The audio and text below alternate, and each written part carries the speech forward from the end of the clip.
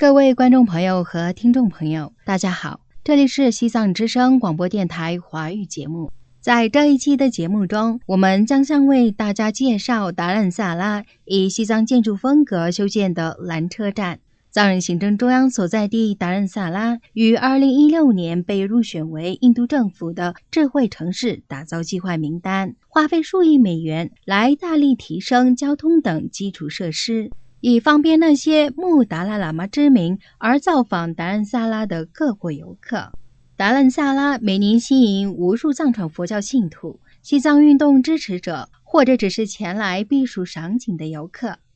但因住户与外来人数突增之际，却未配备有效的发展计划，使得当地在交通与用水等方面一直存在各种问题。达兰萨拉被入选为智慧城市打造名单后，制定了多项发展计划，包括一条下达兰萨拉至麦罗肯基镇的缆车通道。麦罗肯基镇以藏人居民为主，而它也是西藏人民至高无上的领袖达赖喇嘛尊者的寝宫所在地。因此，麦罗肯基镇的缆车站以西藏建筑风格而修建。这一项目于2016年正式奠基，开始修建缆车道，全长1630多米 1.75 公里，每小时可运载1000多人。起点位于下达兰萨拉巴士车站的附近，终点站位于达赖喇嘛宫殿的附近。乘坐缆车来回一程的费用则是500卢比。缆车道于今年1月竣工，由印度喜马偕尔邦首席部长